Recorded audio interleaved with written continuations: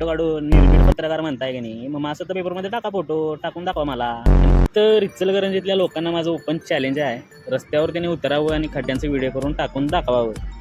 कुणाच्या अंगात दम असला तरी व्हिडिओ करून टाकून दाखवायचं मला.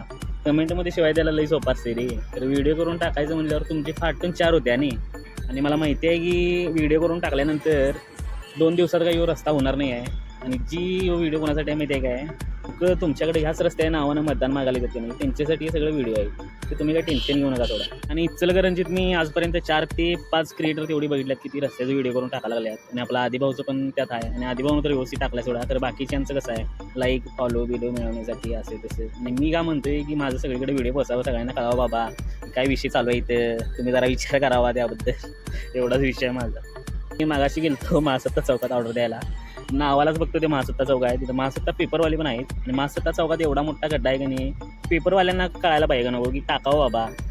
पेपरात टाका की तुम्ही फोटो काढून निर्भीड पत्रकार म्हणताय की नाही, मग महासत्ता पेपरमध्ये टाका, फोटो टाकून दाखवा मला. आणि म्हणून सांगालोय महासत्ता पेपर महासत्ता चौक म्हणतायचं, आणि महासत्ता नावाचं काय नाहीच आहे, नुसतं खड्डे असं चौक वाढवल्यात. पहिला बरोबर आहे, चौक होता बारका, नंतर ते अतिक्रमण काय असेल ते सगळं काढून वाढवले आहे. तर विषय काय आहे, जो खड्ड्याचा विषय आहे. चौकात एवढा मोठा असं माणूस पुरल त्यात जाऊन एवढा मोठा. आणि आदिभाऊनं पण ते कवर केला व्हिडिओमध्ये.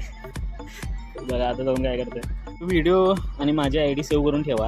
आणि कधी जर तुम्ही जर तुमचा योग आलाच की खड्डा इथं आहे बाबा आणि त्याचा व्हिडिओ करून टाकायचा आहे, मला टॅग करा तिथं. मी पण तुमचं पोस्ट माझ्यावर मेन्शन करतो, किंवा स्टोरी लावतो, किंवा त्याचं स्टोरी बिरी काय करते ते करतो तिथे.